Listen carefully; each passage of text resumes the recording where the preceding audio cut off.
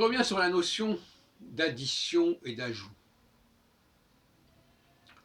Il faut toujours se méfier quand on commence à dire il va falloir ajouter quelque chose.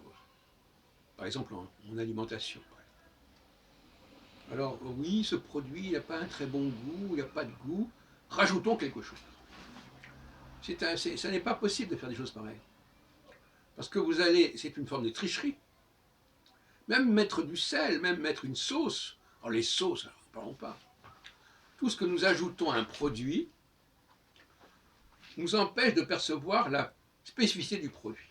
C'est pour ça que moi-même je suis contre les mélanges et que astrologiquement, j'ai toujours préféré les cycles uniplanétaires autour d'une seule planète et non pas les mélanges. Et donc finalement, les gens qui aiment les mélanges, je ne veux pas psychanalyser des gens comme André Barbeau, etc.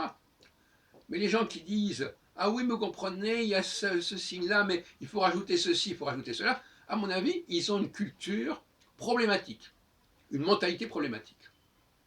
Parce que dès qu'on veut rajouter quelque chose, on fausse l'analyse, on fausse le débat. Alors on va sauver un truc qui ne tient pas debout en rajoutant autre chose.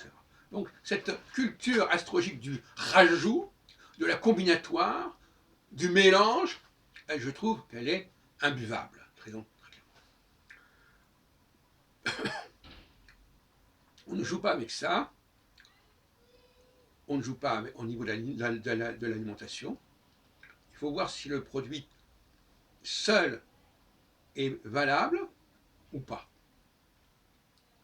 Et non pas rajouter en disant « Ah tiens, je vais mettre un peu de ceci, un peu de cela, un peu de sucre, un peu de sel. » Non.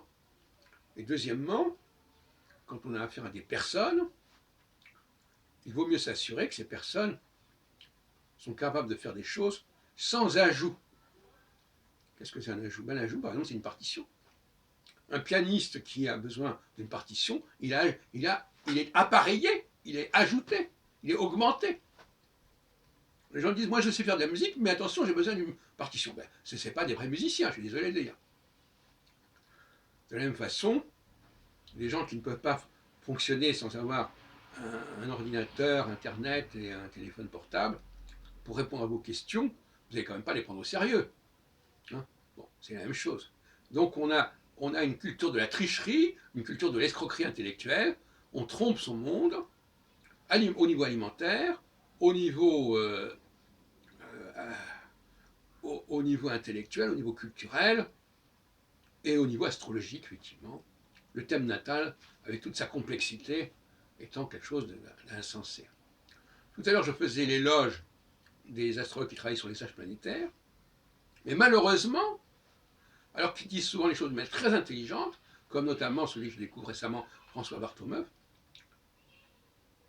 après, il rajoute ceci, il rajoute cela, etc., etc. Donc, il y a un truc qui était relativement simple, c'est complexifié de manière invraisemblable, parce que on se croit obligé, les astrologues se croient obligés d'utiliser tous les éléments de l'astronomie, à la suite de Jean-Pierre Nicolas, qui n'a jamais compris que ce n'était pas la bonne solution. Ma position est très simple. L'astrologie ne prend de l'astronomie que ce dont elle a besoin. Tout comme quand nous entrons dans un magasin, nous ne prenons que ce dont nous avons besoin. Et quand nous voulons nous marier, nous prenons, et quand nous voulons recruter, nous prenons pas tout ce qui existe sur le marché. C'est quand même question de bon sens élémentaire. Nous n'avons aucune obligation en tant qu'astrologue d'utiliser toutes les planètes, y compris en pire, en plus, les planètes transsaturniennes qu'on ignorait jusqu'à la fin du XVIIIe siècle et jusqu'au milieu du XIXe et du XXe siècle. C'est pas sérieux. Il faut se ressaisir à ce sujet.